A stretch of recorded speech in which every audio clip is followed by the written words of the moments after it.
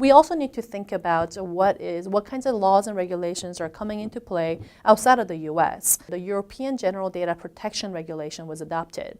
It's going into effect in 2018. So it sounds like we have a couple of years to really comply with it, but the work needs to happen now. The regulation applies not only to manufacturers in Europe, but it applies to any manufacturer that could be handling the data belonging to European citizens. So if there's a US automotive manufacturer or really any global automotive manufacturer that's dealing with connected cars and data being collected of European citizens, the EU GDPR is also another layer of complexity that we need to think about. So before 2018, when the EU GDPR comes into effect, the manufacturers and the suppliers and everybody that's involved in the ecosystem needs to be conducting privacy impact assessments in how these systems are being designed and what the impact of privacy would be for each of these decisions that are being made.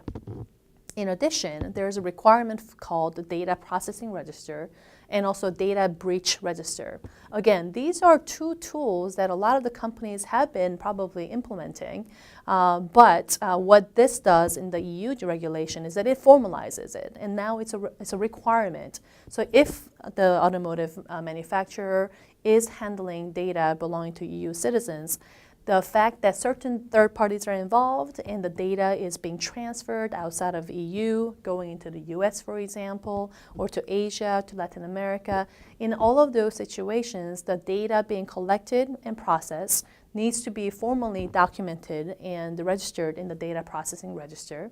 And this will be perhaps a good framework for the U.S. automotive manufacturers to look at when they are implementing not only the EU requirements, but looking at the U.S. policies as well. And perhaps the reason that the U.S. framework and the EU framework seems to be slightly different right now is that there is a philosophical difference in how we treat privacy in the EU and in the U.S. In the US, we start with the premise that the data can be used unless there is some kind of an exception or unless it has been prohibited.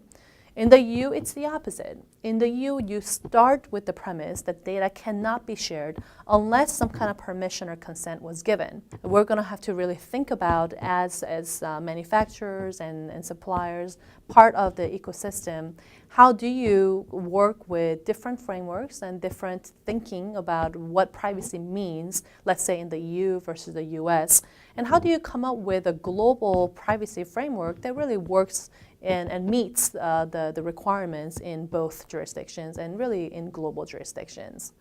Everyone globally is trying to figure out in very complex data situations what jurisdiction will really be dominant. Let's say, is that a US law that's going to apply, or is that an EU law, or is that Asia?